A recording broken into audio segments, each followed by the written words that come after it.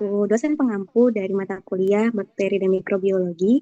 Dan selamat pagi juga kepada teman-teman yang sudah hadir pada Zoom pada pagi hari ini. Izinkan kami dari kelompok 1 untuk mempresentasikan hasil dari diskusi kami mengenai Enterobacteriaceae. Untuk anggota kelompoknya, lagi Mbak, supaya tidak salah untuk entero diulangi Mbak. Enterobacteriaceae. Enterobacteriaceae ya, jangan ini ya, karena ini sebenarnya nama apa toh Enterobacteriaceae ini? Kata Enterobacteriaceae itu menunjukkan apa Mbak? Famili ya. Karena famili itu kan ada ACAE belakangnya ya. Ya, gitu ya. Oke, ya wes dilanjutkan. Baik, dokter. Baik, kami dari kelompok 1 ada Devni Alicia, Valeri Yasmin, saya Naila Sofia, Ado Aska, Kendra Miselia, Verina Josephine, dan Istiqomah Fatimah. Selanjutnya, sebelum kita masuk ke dalam pembagian genus, saya akan sedikit menjelaskan mengenai morfologi dari famili Enterobacteriaceae. Famili dari Enterobacteriaceae ini merupakan golongan bakteri yang hidupnya di saluran pencernaan dan menyebabkan infeksi saluran pencernaan di manusia maupun pada hewan. Untuk morfologinya, yaitu merupakan bakteri gram negatif, memiliki flagella, tidak berspora, dan berbentuk batang atau basil. Next. Untuk biakannya, tumbuh baik pada media butane atau... Stop dulu Mbak, stop dulu. Saya akan bahas yang halaman 1. Kita diskusikan dulu. Ya. Enterobacteriaceae ini merupakan bakteri ya, golongan bakteri yang hidupnya di saluran pencernaan. Ya, betul ya. Sehingga nantinya penyakit atau yang gangguan yang disebabkan bisa menyebabkan gangguan pada saluran pencernaan maupun organ yang lain. Karena selain bakteri ini memang habitatnya di saluran pencernaan, bakteri ini bisa hidup di organ yang lain. Ya. Sehingga nanti saudara bisa menemukan bahwa saudara bisa menemukan bakteri misalkan Escherichia coli tidak hanya di saluran pencernaan. Gitu ya. Nah, biasanya pada kasus-kasus yang bersifat oportunistik ya. Oke. Nah, kemudian morfologi. Saudara dalam belajar morfologi itu sebenarnya apa sih yang bisa saudara amati pada saat morfologi? Yang dikatakan morfologi itu apa, Mbak? Apa yang dikatakan morfologi?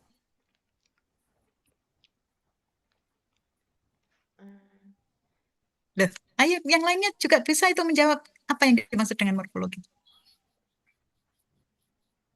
Menggambarkan bentuk dari bakterinya, dok. Nah, ini loh, saudara tuliskan morfologi, tapi bentuknya agak mbak tulis ya. Hah? Ditulis enggak itu bentuknya? Ditulis tapi di belakang ya. Ya, ditulis di belakang itu artinya di belakang kalimat ya. Seharusnya itu kan gram, kalau saudara mengatakan bersifat gram, pada pewarnaan gram itu yang bisa saudara amati apa? Flagellanya kah? Sporanya kah? Atau bentuknya yang batang? Bentuknya yang batang. Nah iya gitu loh, maksud saya itu saya akan sekaligus meluruskan ya, supaya nanti saudara pada saat melakukan ya, nanti bisa juga pada saat nanti saudara skripsi misalnya ya, proposal maupun kalau nanti fokus saudara di bakteri di mikrobiologi kan saudara menuliskan ini morfologinya gitu ya. Jadi sebaiknya kalau saudara menulis morfologi itu ya bakteri bentuknya batang bersifat gram negatif kan begitu ya. Pertanyaan saya, flagella itu apakah bisa saudara amati dengan pewarnaan gram? Melihat flagellanya atau melihat motilitasnya? Tidak. Tidak. Oleh karena itu ya batangnya jangan ditaruh di belakang gitu loh maksud saya. Ya. Jadi batang gram negatif ya, karena dengan pewarnaan gram saudara bisa melihat morfologinya batang, mestinya sekaligus susunannya bisa ya. Kemudian tidak berspora ya. Flagela ini tidak boleh saudara tuliskan di sifat atau karakter Enterobacteriaceae ini, karena di Enterobacteriaceae ini tidak semua bakteri mampu menghasilkan atau mempunyai atau mampu bergerak, ya. Jadi sebenarnya yang menjadi sifat dari Enterobacteriaceae ini ya paling ya batang bentuknya, kemudian sifat gram negatifnya, dan tidak membentuk spora. Iya,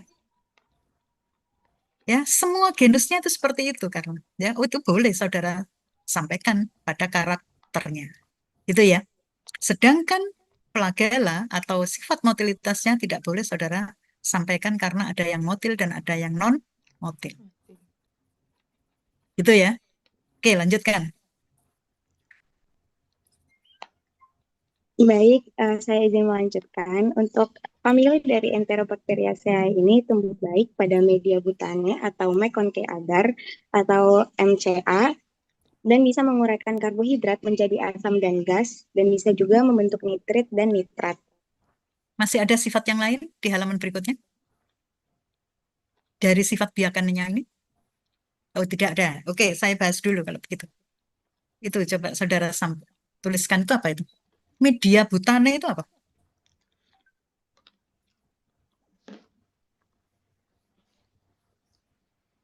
Hmm?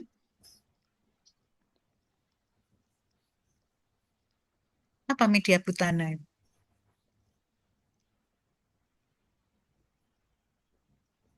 Yang lain mungkin kan tidak hanya Aswa saja ya. Yang lainnya apa ya? Siapa itu yang mensitasi itu?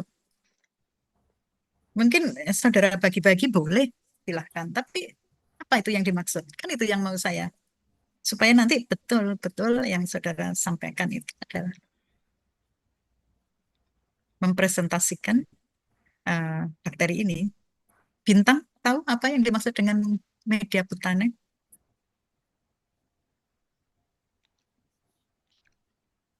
Valeri? Loh, yang nulis ini kemarin siapa? Hmm? Gimana? Kendra.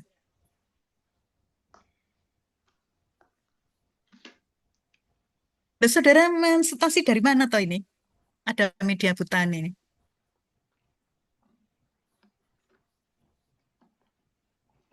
Hmm?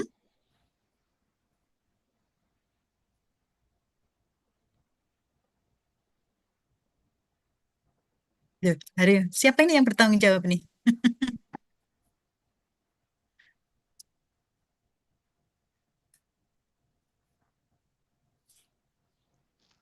Gimana ini? Referensinya apa yang digunakan?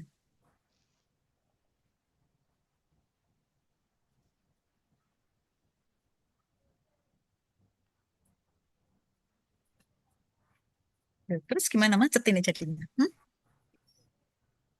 Ya. Memang saya mengajak saudara untuk apa? Untuk lebih aktif ya. Harapan saya, karena saudara ini menulisnya ini adalah berdasarkan referensi yang saudara baca, ya. Sehingga nanti ya saudara lebih memahami dan mungkin ya lebih ingat begitu loh ya. Tidak seperti pada saat nanti pada saat perkuliahan yang secara pasif saudara menerima, ya. Dok, maaf izin menjawab, ternyata itu salah tulis autokorek, harusnya media buatan. Jadi ternyata autokorek setelah ditelusuri, maaf dok. Iya kan, ya. Nggak apa-apa ya, salah tulis itu biasa. Tapi ya paling tidak kalau saya tanyakan ya saudara bisa menjelaskan kan begitu loh ya. Iya, ya. Oke, iya media buatan ya. Tadi saya juga sudah berpikir seperti itu misalnya ya. Hanya Meconicae agar. Saudara tahu Meconicae agar itu kenapa ini tumbuh baik pada Meconicae agar, dan biasanya ini memang kita gunakan untuk uh, dalam melakukan atau dalam mengisolasi Enterobacteriaceae ini. Kenapa?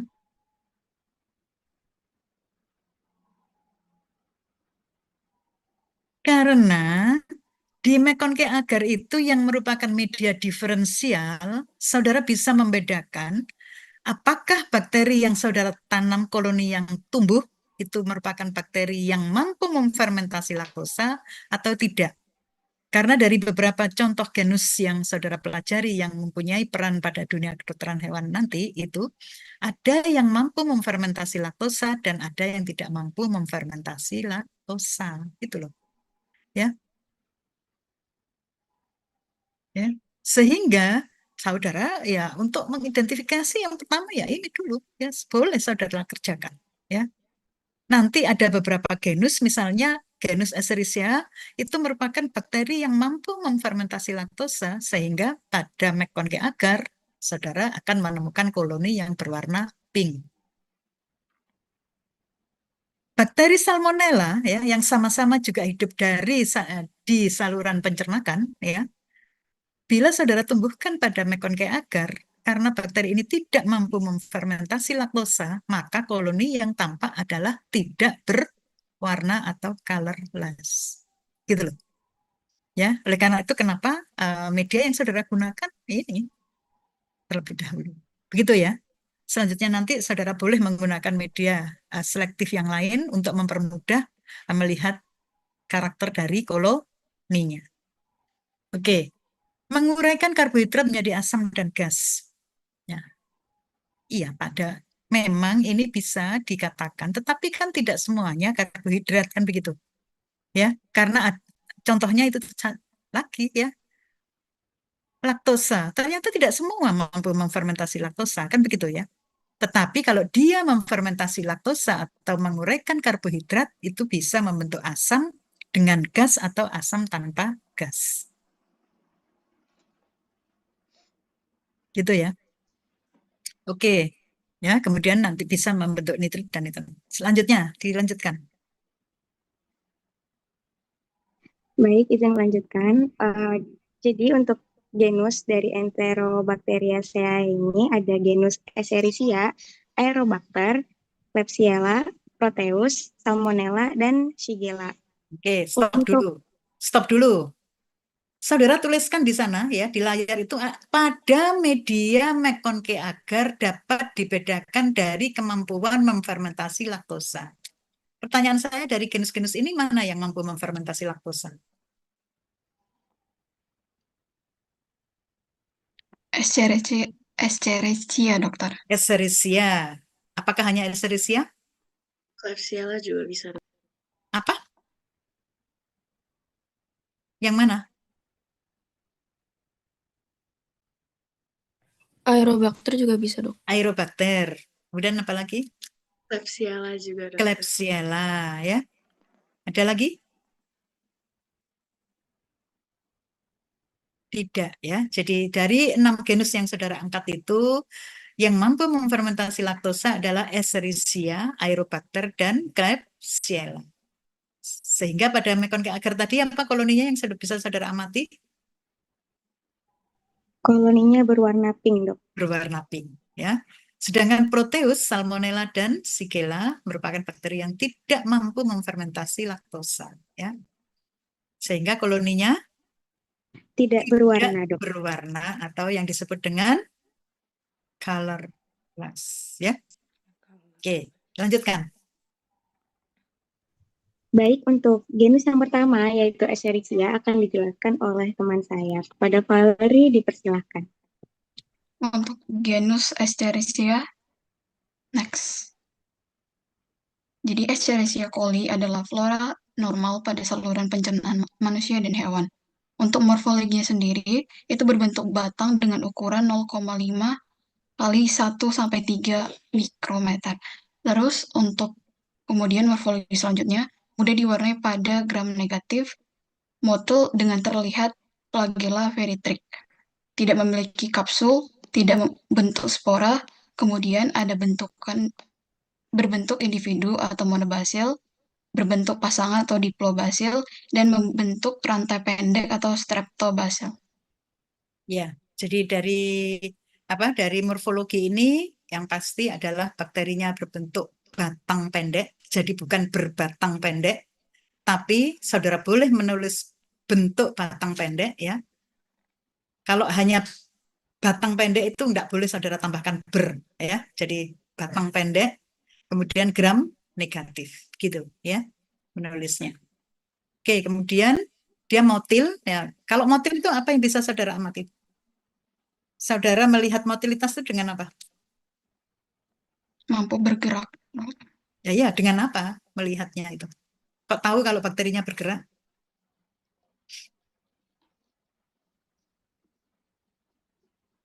Yo, Terdapat flagelanya, dokter. saudara bisa mengamati flagelanya? Tidak. Bisa kalau saudara menggunakan elektron mikroskop ya. Tapi kalau nggak menggunakan elektron mikroskop kan nggak tahu, nggak kelihatan kan flagelanya ya. Ya. Apa yang bisa saudara kerjakan supaya tahu kalau bakterinya bergerak? Kan sudah praktikum saudara kemarin itu. Dengan apa? Melalui pewarnaan sederhana, dokter. Dengan Pewarnaan sederhana. pewarnaan sederhana. Betul pewarnaan sederhana? Preparat natif, dokter. Preparat natif. Jangan pewarnaan ya. Kalau dengan pewarnaan itu ya bakterinya pasti mati toh Mbak sudah. Iya. Saudara beri pewarnaan itu bakterinya enggak bakalan hidup itu. Iya. Ya. Jadi bakterinya mati. Ya saudara nggak bisa toh melihat pergerakannya. Iya. Oleh karena itu namanya adalah preparat natif. Tapi preparat natif itu bisa saudara kerjakan dengan cara sederhana atau dengan tetes bergantung kan begitu. Ya. Selain pemeriksaan mikroskopis untuk melihat motilitas, saudara juga bisa melihat dengan menanam pada media SIM kan begitu ya. Ya, meskipun saudara belum praktikum media identifikasi ini. Ya. Nanti bisa itu dengan media SIM. Oke, selanjutnya halaman berikutnya. Untuk sifat biokimianya yang pertama itu mampu memproduksi indol positif dengan reagen COVAX. Kemudian kurang mampu memfermentasi sitrat, mampu menghasilkan karbohidrat dengan uji TSIA plus AA. Kemudian katalase positif dengan memecah H2O2 Ya, menjadi sudah stop dulu. oksigen. Stop dulu. Saya akan bahas satu persatu. Berkemampuan memproduksi indol positif. Apa maksudnya? Apa maksudnya, Mbak? Kurung reagen COVAX.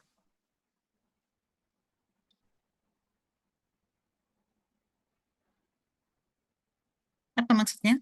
Yang lain mungkin kelompok yang yang satu kelompok bisa menjelaskan. Izin menjawab, dokter. Untuk uji indol untuk mengetahui apakah bakteri mempunyai enzim triptofanase sehingga bisa mengoksidasi asam amino dan nanti akan membentuk indol. Ya. Jadi ini saudara nggak boleh menuliskan berkemampuan memproduksi indol positif. Nanti berarti ada berkemampuan memproduksi indol negatif. Kan akhirnya begitu. Iya. Kalimatmu itu loh. Iya toh? Ya. Berarti yang seharusnya saudara tulis adalah sifat biokimianya itu mampu membentuk indol kan begitu. Dari pemecahan triptofan dengan bantuan enzim.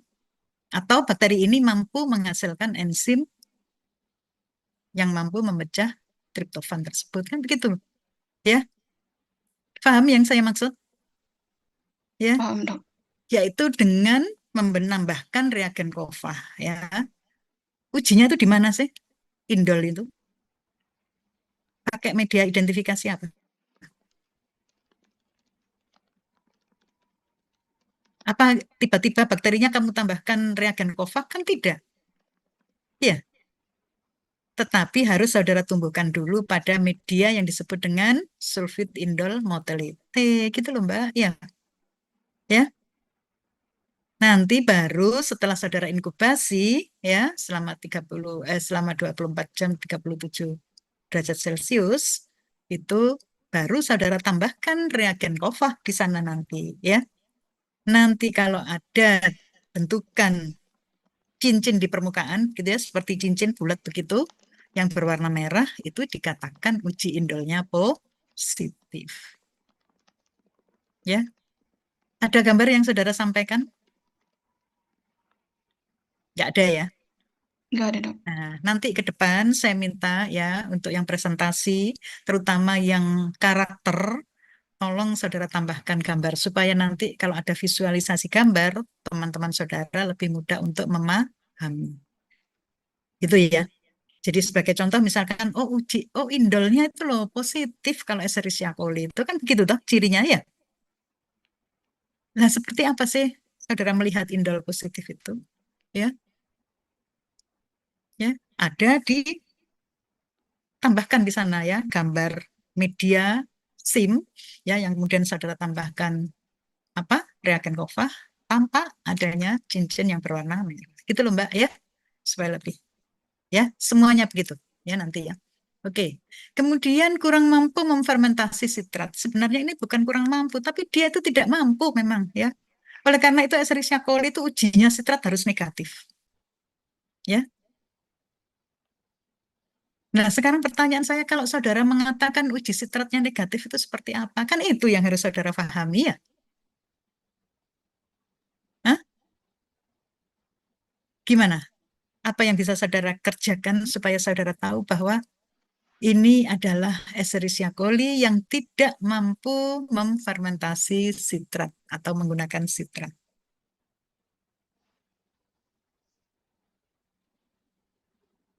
Apa? Yang bisa diamati apa? Tidak ada pertumbuhan bakterinya nanti, Dok, pada Tidak ada pertumbuhan bakterinya pada medianya. medianya.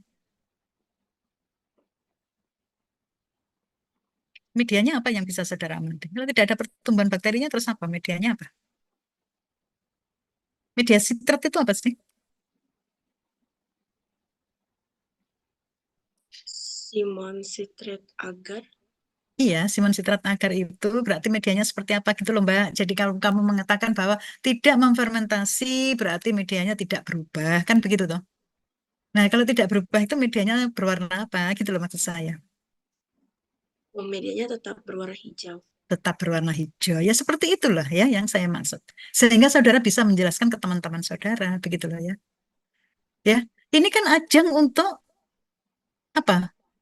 Berbagi proses belajar mengajar bersama kan begitu. Kan tidak hanya saudara yang menulis yang paham.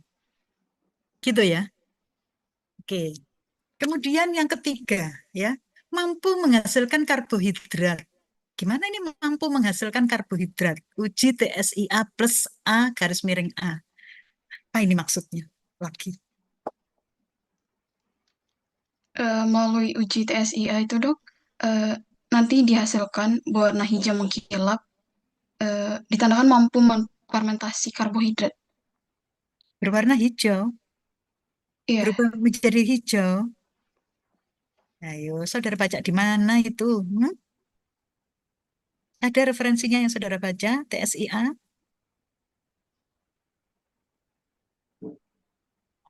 Nah, dari jurnal, Dok. dari Jurnal. jurnal. Iya. Jurnal apa? Bisa disampaikan? Identifikasi bakteri anggota Enterobacteriaceae pada makanan tradisional. TSIA itu berwarna hijau. Apa nggak salah? Referensinya siapa itu yang saudara gunakan? TSIA itu kalau bakterinya mampu memfermentasi karbohidrat yang ada di sana, itu berwarna kuning, bukan hijau. Iya.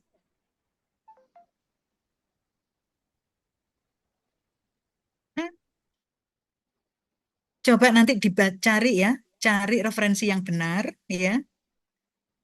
Boleh referensi maupun textbook, terutama kalau untuk sifat bakteri begini ini kalau mulai dari klasifikasi dari itu lebih bagus textbook memang, ya.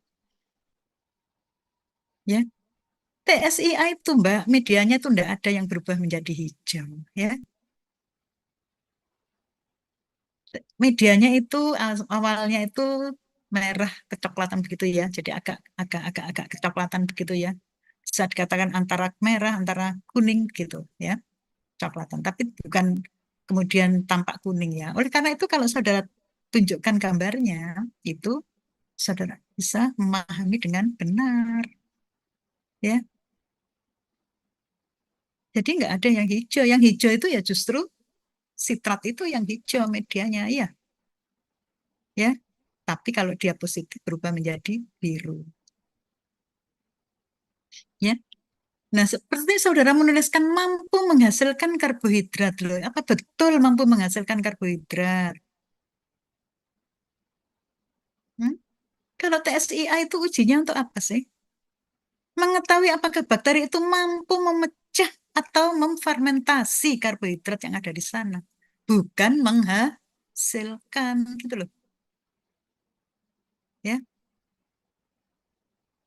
Jadi TSIA itu berisi karbohidrat bermacam-macam. Kalau kebetulan yang TSIA yang saudara bahas ini, ya, ada 3 macam karbohidrat di sana, ya. Tapi bakteri ini mampu memfermentasi ketiga-tiganya membentuk asam dan gas, kan gitu.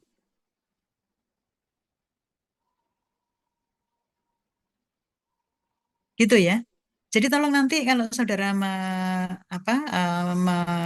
membuat ini ya, nah nanti yang kelompok-kelompok yang lainnya jangan asal mensitasi dari blog atau web orang lain ya, kecuali dari hasil penelitian ya, berupa referensi jurnal ya atau textbook. Ya mungkin kemarin sudah saya sampaikan pada saat minggu pertama itu kan sudah saya tunjukkan itu ya, teks referensi yang bisa digunakan ya. Ya. Kemudian apa ini katalase positif ya, artinya memang bakteri ini mampu membentuk atau bakteri ini mempunyai enzim katalase ya, sehingga nanti bisa menghidrolisis larutan hidrogen peroksida ya. Kemudian mampu mereduksi nitrat menjadi nitrit ya. Selanjutnya saudara juga membahas tentang spesies Escherichia ya. Karena memang seharusnya selain karakter dari bakteri ini secara klasifikasi juga harus saudara tuliskan ya. Jadi saudara tahu sebenarnya bakteri-bakteri yang saudara bahas ini termasuk mungkin mulai ya kingdomnya apa, divisinya apa gitu ya. Jadi nanti ditambahkan klasifikasi ya. Ini ada beberapa spesies ya memang yang saudara tuliskan, tetapi mungkin yang boleh silahkan untuk membahas Escherichia coli saja ya, mungkin karena nanti Escherichia coli ini yang banyak menyebabkan penyakit ya, terutama yang mampu menghasilkan toksin ya. Sudah lanjutkan.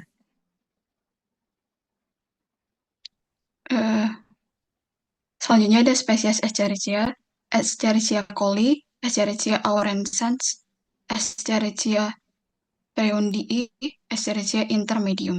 Namun pada pembahasan kali ini akan berfokus pada Escherichia coli. Next. Untuk pembiakannya sendiri, itu yang pertama dapat tumbuh dalam keadaan aerob atau fakultatif anaerob. Tumbuh baik pada 37,5 derajat Celcius, kemudian pada pH 7. Selanjutnya tumbuh di media EMBA, memiliki koloni berwarna hijau mengkilap atau metalik dengan bagian tengah kehitaman pada media McConke agar membentuk koloni berwarna merah muda. Untuk daya tahan sendiri, yang pertama itu mati pada 60 derajat Celcius dalam kurun waktu 30 menit, kemudian dalam freezer akan 95% mati dalam kurun waktu 2 jam, tidak tahan terhadap desinfektan dan kekeringan. Untuk hewan peka, pada sapi itu disebabkan oleh bakteri EHEC atau enterohead.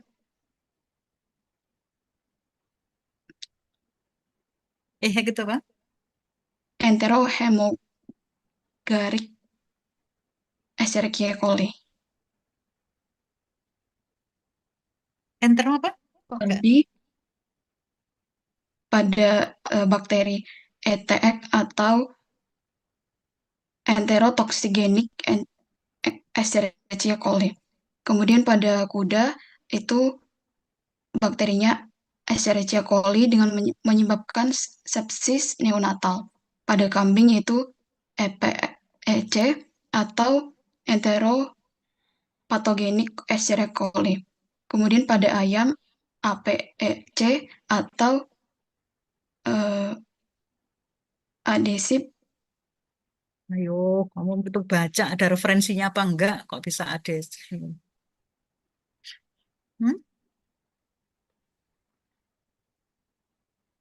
Apa APEC itu? Avian. Avian patogenik Escherichia coli itu. Khusus untuk pada ayam itu ya.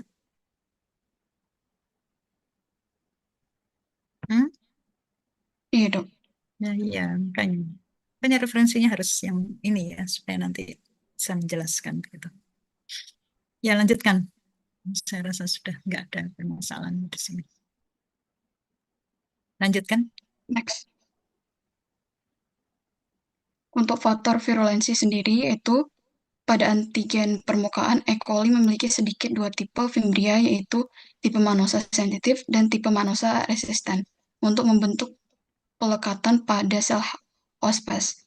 Yang kedua, bakteri Escherichia coli menghasilkan dua jenis enterotoksik, yaitu toksin termolabil atau LT yang meningkatkan permeabilitas sel epitel usus yang menyebabkan diare, dan toksik termosabil atau ST yang mengganggu penyerapan klorida dan natrium. Yang kemudian hemolisin yaitu protein yang bersifat toksik terhadap sel pada biakan jaringan. Ya, jadi faktor virulensinya ini yang penting ya, karena nanti yang bisa mendukung bahwa bakteri itu bisa bersifat patogen ya. Antara lain adalah ada Fimbriae ya yang digunakan di sana nanti sebagai faktor adesif ya, pelekatan. Kemudian ada toksin ya, selain toksin-toksin yang dihasilkan tadi juga ada toksin ya, dikelompokkan ada dua. Ada yang stabil terhadap pemanasan dan ada yang labil ya, dan kemudian ada hemolisin ya yang nantinya bisa digunakan juga untuk apa ini melihat apa maksudnya untuk menguji atau melakukan diagnosisnya nanti ya. Oke, lanjutkan. Untuk galur Escherichia coli yang menyebabkan enterititis, yaitu yang pertama enterotoksigenik Escherichia coli, yaitu proses infeksi mengeluarkan toksin termolabil dan toksin termosabil.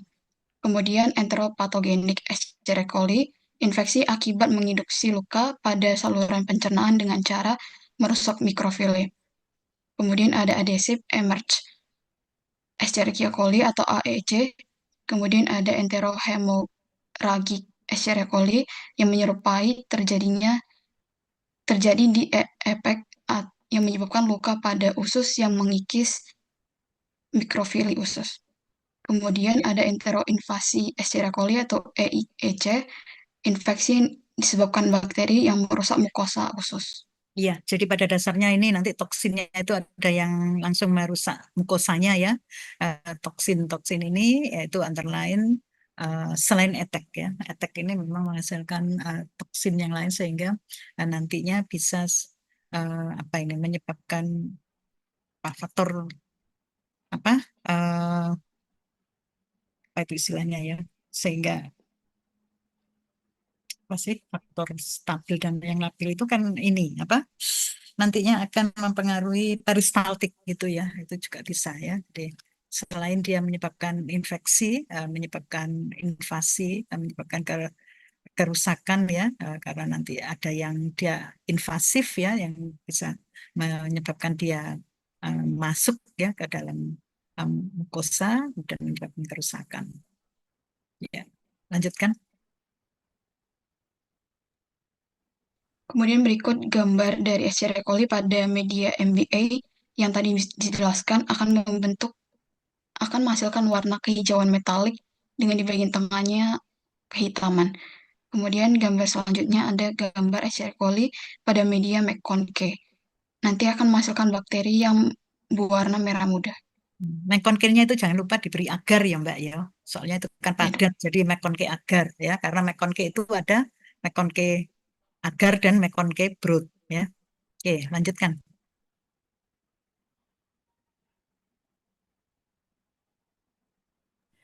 Baik, selanjutnya yaitu genus Aerobacter.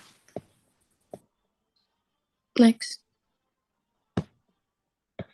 Untuk klasifikasinya, filumnya yaitu Proteobacteria, kelasnya Gamma Proteobacteria, Ya, nggak ordo. apa-apa, ini di anu aja, apa, Oh, skip dilompati saja. saja karena nanti yang apa Escherichia aku itu juga kan belum tadi klasifikasinya ya. Oh ya, Jadi baik dok. nanti tambahkan karena nanti kemudian di bawah genus itu nanti tambahkan spesies ya. Oh ya, Spesiesnya apa gitu. Lanjutkan aja, nggak apa-apa. untuk morfologi Aerobacter aerogenes, bakteri ini tuh gramnya negatif. Lalu dia sifatnya motil, mempunyai flagella peritrik, dia juga berkapsul dan berbentuk batang. Ukurannya yaitu 0,5 mikrometer kali 3 mikrometer dan tidak membentuk spora. Ya, saya rasa ini apa secara morfologi ya sudah jelas ya. Oke, dilanjutkan. Aerobacter aerogenes ini bersifat fakultatif anaerob dan merupakan bakteri patogen yang menyebabkan infeksi oportunistik. Bakteri ini dapat tumbuh dalam berbagai media cair dan padat antara suhu 28 derajat Celcius sampai dengan 42 derajat Celcius.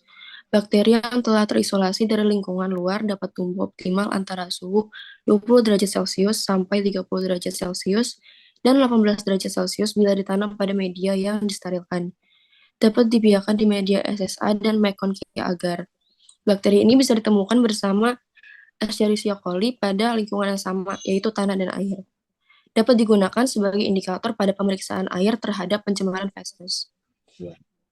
Dari karakter Aerobacter aerogenes ya, salah satu spesiesnya itu memang yang diketahui adalah Aerobacter aerogenes. Ini karena bakteri ini mampu hidup di atas suhu atau suhu yang tinggi ya, sehingga biasanya kita bisa gunakan untuk indikator pencemaran air ya oleh feses biasanya begitu ya. Itu bersama dengan Escherichia coli sehingga ujinya disebut coli aerogenes ya, coli aerogenes biasanya begitu ya.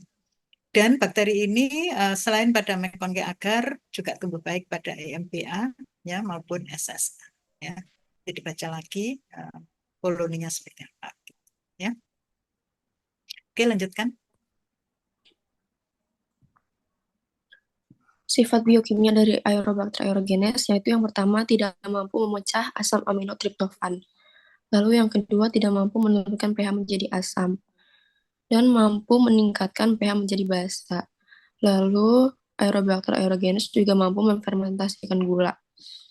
Hasil uji indolnya yaitu negatif dan hasil uji methylene rate-nya negatif, hasil TSI-nya juga negatif, hasil uji SIM-nya positif, hasil tes sitratnya positif, manitol, laktosa, dan sukrosanya juga positif.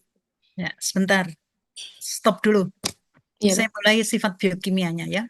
Tidak mampu memecah asam amino triptofan. Maksudnya bagaimana itu? karena hasil indolnya kan negatif, berarti Aerobacter aerogenes tidak mempunyai enzim triptofanase, jadi tidak bisa memecah triptofan. Ya, berarti yang bisa saudara amati itu sebenarnya apa? Cirinya itu, karakternya itu adalah tidak membentuk indol gitu loh, ya. Oh iya. Ya, jadi ya memang ini memang saudara jelaskan kenapa begitu ya, tidak mampu karena ini ya. Tapi sebenarnya yang dari ujinya itu kan bukan melihat memecah asam amino triptofan kan bukan begitu toh ya. Iya, dok. Tapi ujinya itu adalah saudara kerjakan adalah indol ya. Sehingga sifat biokimia yang harus saudara sampaikan itu adalah tidak membentuk indol gitu loh Mbak ya. Karena apa? Karena untuk golongan Enterobacteriaceae ini memang minimal adalah infik ya yang saudara kerjakan, yaitu indol, kemudian metil red VP ya, MRVP dan Focus Proskauer, sitrat ya, dan kemudian ditambah dengan HTSIA biasanya begitu. Ya. Sehingga untuk mengetahui ini karakternya sebenarnya itu ya. Kemudian tidak mampu menurunkan pH menjadi asam. Gimana maksudnya? Em,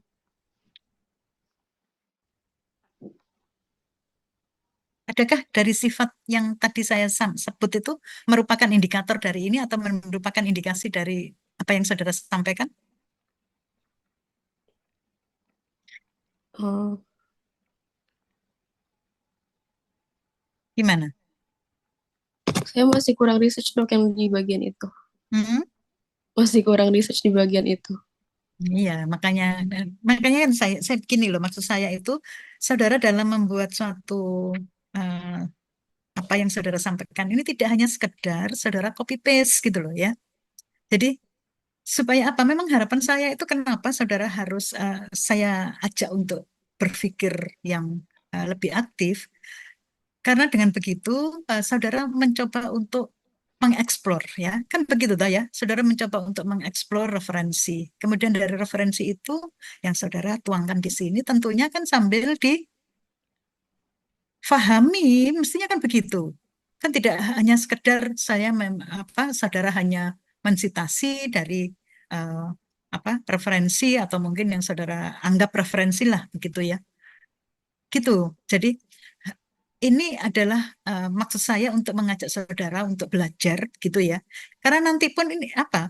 Karena nanti pada saat saudara menyampaikan skripsi, menyampaikan tulisan pada saat presentasi untuk proposal, untuk skripsi itu kan saudara juga harus mempertanggungjawabkan apa yang saudara sampaikan kan begitu loh. Gitu ya. Paham ya? Ya.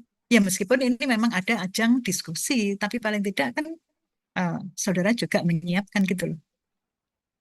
Ya. Jadi seperti ini tidak mampu, saudara mungkin benar. Mestinya kan saudara juga berpikir, apa sih yang dimaksud tidak mampu menurunkan pH menjadi asam, kan begitu. Kemudian untuk mengetahui sifat biokimianya ini apa yang harus saya kerjakan, kan gitu toh. Iya, loh, saudara belajar karakter itu kan itu mestinya. Ya,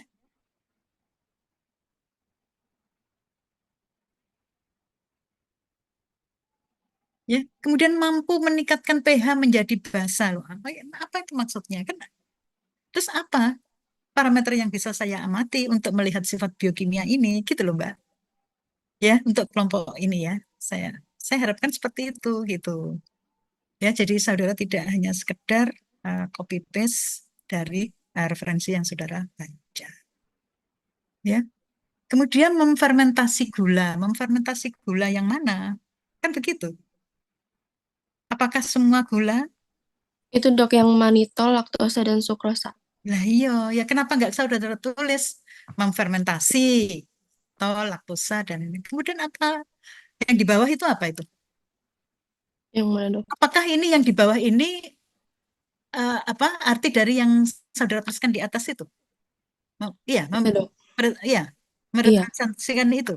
iya dok. Nah, iyalah, tapi kenapa ini harus saudara tuliskan kembali kan begitu? Kenapa nggak saudara tulis misalkan tidak mampu? Nah, ini berarti indolnya negatif kan begitu? Oh iya dok. Gitu loh ya. Sehingga kan saudara juga apa artinya saudara yang menulis pun itu juga paham gitu loh. Ya, apalagi teman-teman saudara yang mendengarkan kan begitu. Iya dok. Gitu ya. Jadi coba nanti dibuat seperti itu. Jadi tidak mungkin betul ini saudara menjelaskan ya. Atau mekanismenya lah seperti ini. Atau kenapa alasannya dikatakan indol negatif. Ya. Tapi kan untuk hasil ujinya itu justru yang perlu difahami adalah hasil yang di bawah ini kan begitu. Ya. Jadi Aerobacter aerogenes itu indolnya negatif. Ya. Dari mana saya bisa mengetahui? Ya nanti saya uji dengan ditumbuhkan pada media SIM. Ya. Kemudian saya inkubasi, kemudian saya tambahkan reagen kofah, kan begitu. Saudara nggak bisa melihat uji terhadap indol ini kalau tidak saudara tambahkan reagen kofah, gitu loh. Itu ya. Ya. Jadi artinya nanti kalau saudara tuliskan misalkan indolnya negatif, bagaimana saudara bisa mengamati bahwa indol itu negatif? Oh, ternyata setelah saya tumbuhkan pada media SIM tadi ya, setelah saya tumbuhkan, kemudian saya uji dengan menambahkan apa indikatornya tadi? Reagen, kova, kan begitu. Ya. Oh, ternyata tidak terlihat adanya cincin yang berwarna merah di permukaannya. Berarti ujinya negatif gitu loh. Artinya saudara tidak hanya sekedar mengetahui sifat biokimianya ini, tapi saudara bisa memvisualisasikan bahwa oh, dengan menguji ini, begitu loh. Gitu ya. Ya, nanti yang lain-lainnya juga begitu. Makanya lebih bagus lagi kalau saudara bisa menambahkan gambarnya. Ya, saudara tambahkan gambarnya. Supaya kalau ada visualisasi gambar kan lebih jelas. Gitu. Ya. Oke. MR negatif. Sesungguhnya ya yang saudara maksud tidak mampu memecah tidak mampu menurunkan pH itu ini ya. Karena MR itu untuk menguji apakah bakteri ini mampu memecah glukosa yang ada di sana ya di media itu, kemudian menghasilkan suatu asam yang sangat rendah pH-nya. Biasanya pH-nya di bawah 4. Gitu loh, Mbak, ya. Itu yang disebut dengan MR negatif. Ya. Kemudian apa ini? Mampu meningkatkan pH menjadi basa. Apa ini? Saya nggak paham tentang yang saudara maksud ini. Ya. Mampu meningkatkan pH menjadi basa. Ya. Saudara sendiri yang menulis juga nggak tahu. Ya. Memfermentasi gula. Nah, memfermentasi gula ini yang juga tidak boleh seperti ini ya, tetapi gula yang mana kan begitu, karena tidak semua gula difermentasi. Ya. Oke, ya. Ternyata saudara tuliskan ini ada manitol, padahal sebenarnya tidak hanya manitol, laktosa dan sukrosa. Ya, maltosa juga difermentasi. Ya, pada TSIA itu ada media glukosa, sorry bukan media tapi karbohidrat glukosa. Gitu ya. Ya, yes. Oke. Oke, lanjutkan. Baik dok, saya lanjutkan. Untuk hewan yang peka terhadap Aerobacter aerogenes yaitu sapi, kambing, kucing, anjing, dan domba. Untuk faktor virulensinya yaitu enzim dan toksin yang dihasilkan dan resistensi antibiotik. Untuk penyebab penyakitnya, yang pertama yaitu infeksi saluran pencernaan, infeksi nosokomial, infeksi saluran kemih, meningitis, dan infeksi jaringan lunak atau infeksi lokal. Pertanyaan saya, kalau infeksi saluran pencernaan itu apa namanya?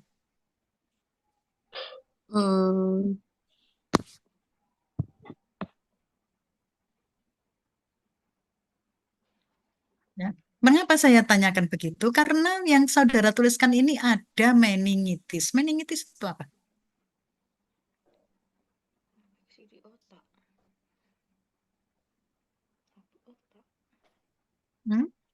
Teman-teman yang lain nih. Meningitis, dok. Boleh. Meningitis itu apa? Lapisan pada otak. Selaput otak. Selaput. Ya.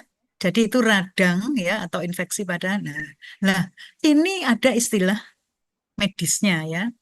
Yang atas nggak beri istilah medisnya apa itu kalau infeksi saluran pencernaan kan begitu pertanyaannya jadinya. Oh iya dok. Ya, karena saudara tidak konsisten dalam menulis gitu loh. Ya. Iya. Gitu ya. Jadi nanti ke depan saudara harus dalam menyampaikan itu juga harus konsisten gitu ya. Kemudian ada infeksi nosokomial. Apa sih infeksi nosokomial itu?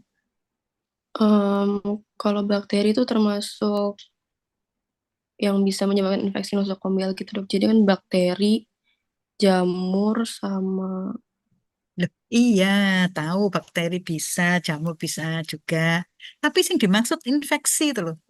Infeksi nosokomial itu infeksi yang seperti apa? Begitu loh, Mbak. Bukan infeksi yang disebabkan oleh jamur. Infeksi yang disebabkan oleh bakteri kan bukan begitu toh?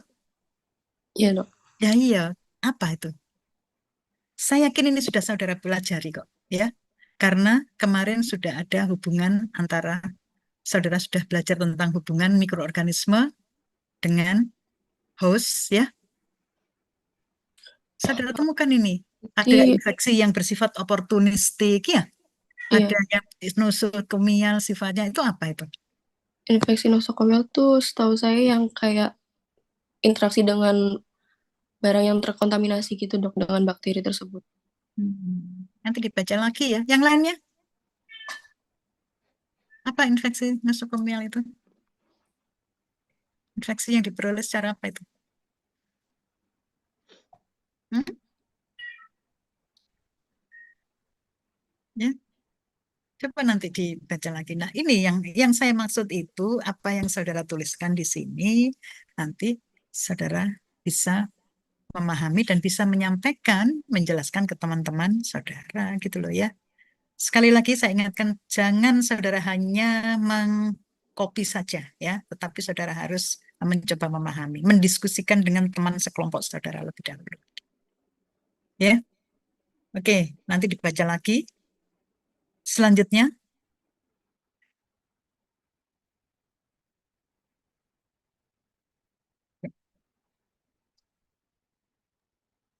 Baik, dokter dan teman-teman. Di sini saya akan diambil yang ini saja ya, yang seperti yang kemarin saya sampaikan itu ya, karena saudara nggak perlu terlalu luas membahas penyakitnya ya, karena apa? Karena memang pada saat ini yang penting saudara paham tentang karakter dari bakteri ini ya, baik dari koloni pertumbuhannya ya, kemudian eh, secara mikroskopis ya, secara apa tadi biokimia, kemudian apa hewan yang peka ya, kemudian menyebabkan penyakit apa, sekedar begitu saja ya.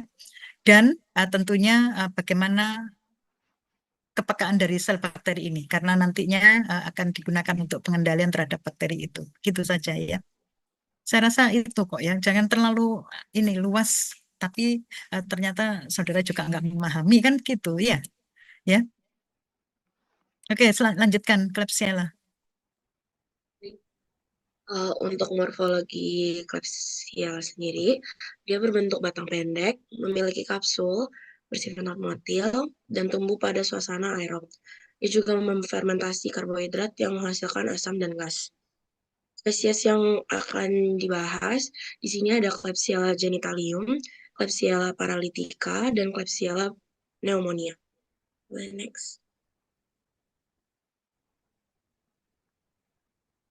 Ya. Coba Klebsiella. begini, jelaskan bagaimana untuk membedakan masing-masing genus ini, ya, baik dari morfologinya maupun pertumbuhan maupun apa itu namanya faktor virulensinya, gitu aja, supaya nanti nggak terlalu melebar begitu ya.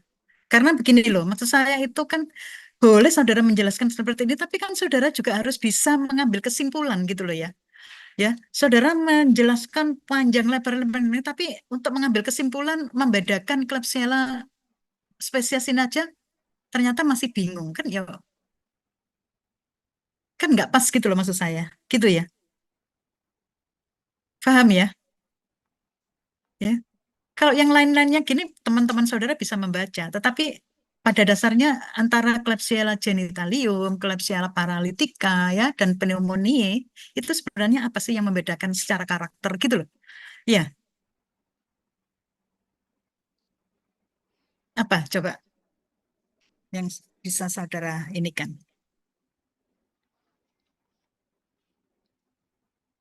Ya. Saya rasa untuk pertumbuhannya hampir sama. Klebsiella ya memang saudara bisa menunggu dan sifat koloninya seperti itu. Kecuali karakter yang lain misalnya. Oh ternyata ada yang mampu menghasilkan misalnya hemolisis. Ya, ya. Kan begitu toh? Gimana?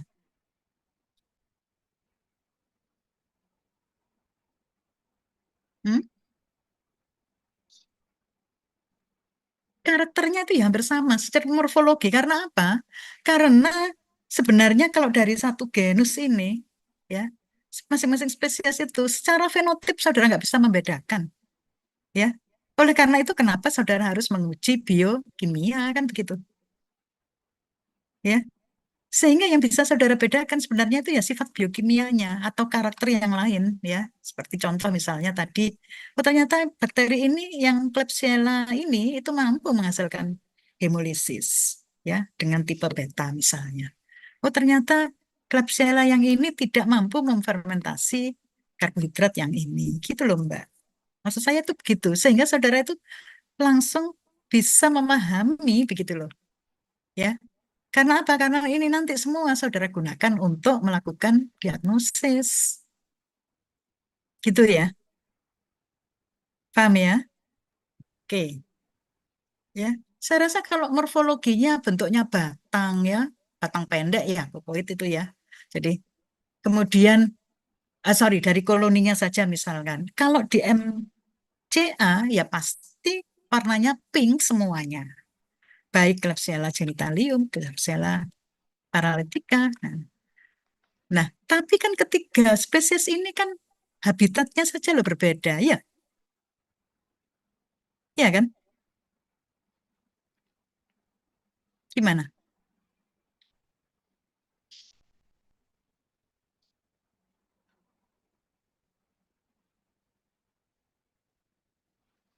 Gitu loh, maksud saya itu jadi saudara dalam membahas dalam satu spesies itu boleh saudara membedakan ya, tetapi kalau memang itu bisa dibedakan ya buatlah tabelnya begitu. Jadi kan lebih mudah dipelajari gitu loh.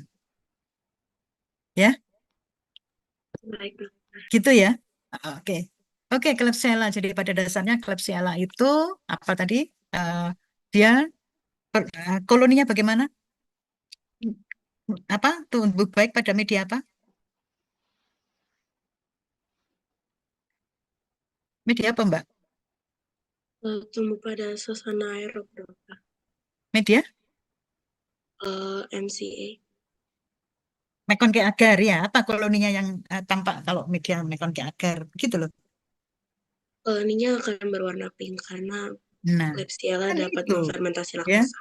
Karena dia mampu memfermentasi laktosa. Selanjutnya yang bisa membedakan dengan bakteri yang lain yang sama-sama memfermentasi laktosa itu apa? Escherichia coli, Escherichia kan begitu ya, terutama Escherichia coli tadi yang saudara bahas. Kemudian ada Aerobacter, aerogenes ya. Tapi koloninya ini bisa nggak dibedakan secara eh, apa? Yang diamati atau secara pengamatan. Oh ternyata bisa karena Klebsiella ini mampu menghasilkan kapsul sehingga koloninya tampak mukoid kan begitu. Meskipun sama-sama berwarna pink gitu loh Mbak. Dan koloninya lebih lebar. Itu yang mestinya disampaikan. Jadi saudara bisa mengambil kesimpulan ternyata oh kalau Klebsiella ini untuk membedakan di McConkie agar ternyata dia lebih bersifat mukoid. Nah, gitu loh. Gitu ya. Nah, kemudian bagaimana biokimianya dibandingkan ketiganya tadi? Kalau itu kebetulan sama-sama saudara menemukan Klebsiella dari sampel dari habitat yang sama, misalnya dari saluran pencernakan, kan gitu ya. Tapi kalau sudah saudara temukan saudara memeriksanya di paru-paru, ya toh?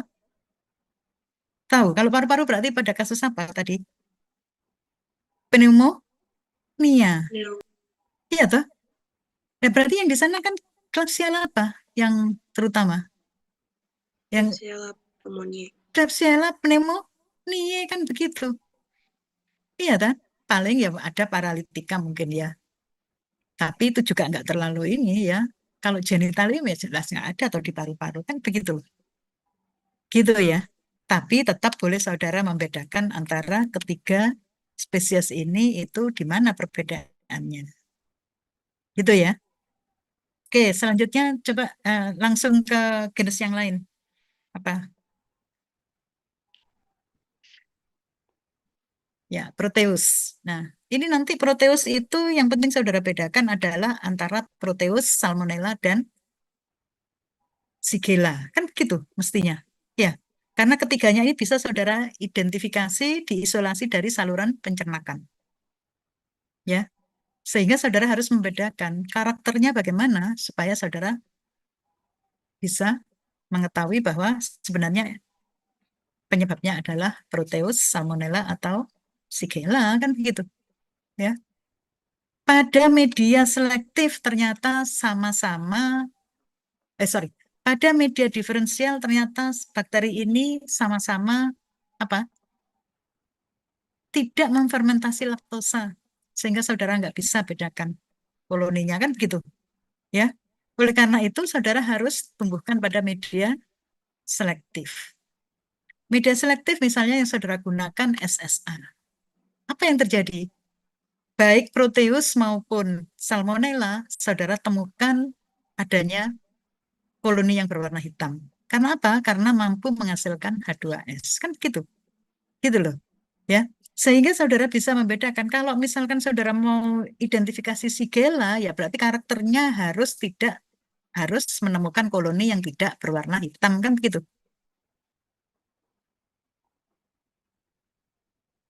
Gitu ya. Nah, kemudian coba Proteus ini dilanjutkan. Baik, izin melanjutkan dokter. Ya, klasifikasinya di skip aja dulu. Langsung karakternya aja dulu. Baik, bakteri Proteus sp ini merupakan bakteri aerob atau anaerob fakultatif. Anaerob fakultatif sendiri itu ya dia tumbuh bila ada sedikit oksigen yang tumbuh pada suhu 37 derajat Celcius. Lalu bakteri ini dapat tumbuh pada berbagai medium termasuk media padat seperti agar darah atau blood agar dan agar mannitol salt agar. Bakteri ini juga berbentuk koloni yang besar dan berwarna putih atau abu-abu. Lanjut untuk morfologinya, bakteri Proteus ini berbentuk batang atau bacillus dan mempunyai alat gerak berupa flagela sehingga dia motil, lalu berupa gram negatif yang tidak berspora dan tidak berkapsul. Coba pertanyaan saya ya. Dari bakteri yang golongan Enterobacteriaceae tadi itu, apakah bakterinya tidak bisa tumbuh pada suasana aerob sampai anaerob fakultatif?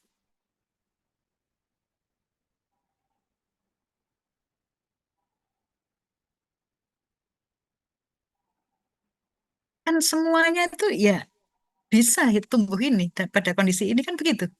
Iya.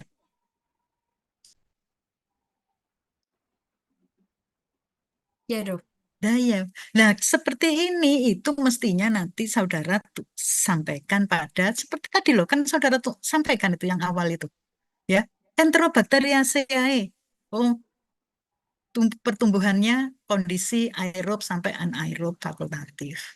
Ya, kalau di sini sudah nggak usah diulang-ulang lagi, kan begitu. Karena secara umum memang golongan Enterobacteriaceae itu seperti itu. Gitu ya. Nah, kemudian dikatakan dapat pada media apa nih? Agar darah dan iya bisa, MS juga bisa. Tapi sesungguhnya kan kalau saudara mau mengidentifikasi kan saudara harus menggunakan media yang bakteri ini kalau bisa kan menunjukkan atau media selektif yang bakterinya bisa dibedakan dengan bakteri yang lain, kan begitu. Pertanyaan saya, kalau di blood agar Proteus, kemudian apa tadi? Salmonella sama Shigella, koloninya bisa dibedakan tidak? Tidak bisa, iya.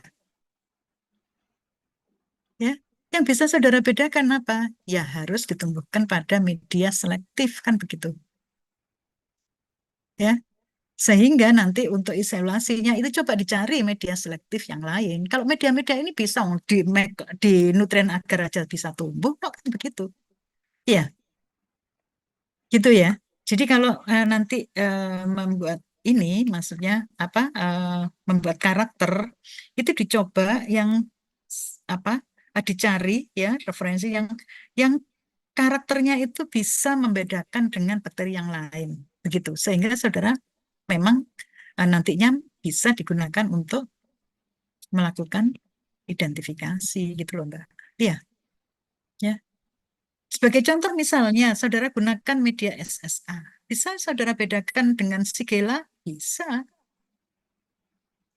Bisa saudara bedakan dengan apa? Salmonella? Bisa kalau saudara mau mengamati dengan jelas. Karena apa? Karena Proteus itu biasanya koloninya itu semuanya berwarna hitam, tapi kalau Salmonella itu hitamnya hanya di tengah. Ya, tapi memang harus divalidasi dengan uji biokimia yang bisa membedakan Proteus dengan Salmonella. Gitu loh maksud saya. Gitu ya. Jadi dalam belajar Enterobacteriaceae ini nanti saudara betul-betul bisa memahami sebenarnya karakter atau sifat dari bakteri-bakteri ini itu seperti apa. Lebih mudah gitu loh. Gitu ya. Nanti dicoba dibuat seperti itu ya. Jadi tidak semuanya saudara apa tuliskan ya, sehingga nanti pada saat saudara sampaikan begini yang nggak paham yang diajak Baik, Dok. atau yang apa audiensnya itu kurang paham, akhirnya kan begitu. Karena terlalu banyak yang saudara ini kan, padahal sifatnya tuh hampir sama gitu ya. Oleh karena itu saya selalu sebenarnya ya nantinya saudara bisa misalkan, oh ini ada Proteus itu ternyata Proteus itu apa? Ada 2 spesies, Mirabilis dan apa? Apa? Proteus apa yang saudara sebut tadi itu? Vulgaris ya. Iya, betul. Iya, Dok. Ya. Nah, itu coba dipetakan begitu ya. Apa sih perbedaannya Proteus vulgaris dan Proteus mirabilis? Baik. Mulai dari Proteus vulgaris ini bisa kita temukan pada kasus apa misalkan. Ya. Kemudian bagaimana secara mikroskopis apakah bisa dibedakan atau tidak kan gitu. Kemudian bagaimana sifat biokimia yang membedakan sehingga saudara bisa membedakan kedua spesies ini. Gitu loh Mbak ya. Iya, Dok. Jadi nggak perlu saudara tuliskan banyak, tapi mengulang-ulang dan nanti juga nggak bisa mengambil kesimpulan gitu maksud saya. Itu ya. Ya, kecuali kalau memang bisa dibedakan seperti antar genus itu mungkin bisa saudara bedakan ya. Nanti bedanya itu di mana kalau antar genus ya. Kemudian kalau antar spesies itu bagaimana? Ya. Sama dengan misalkan Salmonella.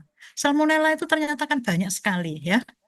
Salmonella itu ada beberapa spesies dan mampu menginfeksi hewan yang berbeda. Ya. Tetapi kalau saudara mau mengidentifikasi secara umum genus Salmonella itu sebenarnya karakternya seperti apa gitu loh. Ya.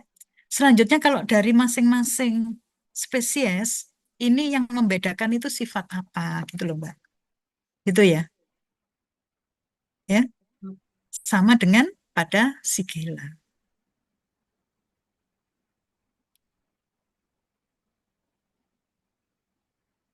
Ya. Nanti apa kalau apa maksud saya itu masukan saya seperti itu ya. Jadi supaya nanti saudara memang betul-betul dengan belajar apa karakter bakteri gram negatif yang golongan Enterobacteriaceae ini saudara bisa memahami oh ternyata yang dikelompokkan Enterobacteriaceae ini yang mempunyai peran nantinya ya pada kehidupan pada penyebab penyakit itu adalah bakteri ini kan begitu yang saudara sampaikan tadi ya. Peranannya apa? Nah, itu bisa. Nanti oh ternyata kalau Proteus ini patogen pada apa, menyebabkan apa. Ya. Kok dia bisa patogen karena dia mempunyai faktor patogenitas atau faktor virulensinya itu apa saja gitu loh, Mbak. Ya. Ya. Selanjutnya nanti kenapa saudara harus belajar dengan daya tahan dari bakteri itu karena daya tahan itu digunakan nanti untuk pengendalian kan gitu ya. Karena bakteri-bakteri ini bisa mencemari lingkungan ya. Bisa mencemari bahan pangan misalnya ya.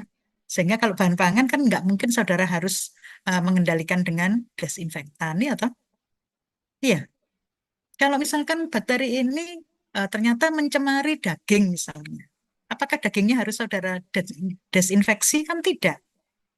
Ya, sehingga harus saudara cari kalau misalkan seperti itu tuh sebaiknya bagaimana? Oh, ternyata bakteri ini tidak tahan terhadap pemanasan misalnya. Oh, pemanasan berapa derajat selama berapa? Kan begitu. Iya. Ya. Nah, tetapi kalau untuk menghindari atau mencegah penularan terhadap lingkungan, saudara bisa menggunakan desinfektan. Sehingga saudara cari bagaimana kepekaan bakteri ini terhadap desinfektan. Gitu ya. Iya dok, terima Iya, kasih. jadi nanti ya baik, saya rasa itu yang bisa saya sampaikan. Mudah-mudahan apa yang saya sampaikan ini memberikan gambaran ya saudara bagaimana dalam memahami ya suatu bakteri yang nantinya mempunyai peran ya pada kehidupan hewan tentunya ya terutama, tetapi nanti saudara ingat bahwa penyakit pada hewan itu ada yang bersifat zoonosis, ada yang tidak gitu ya. Sehingga nantinya pasti juga ada hubungannya dengan kesehatan masyarakat.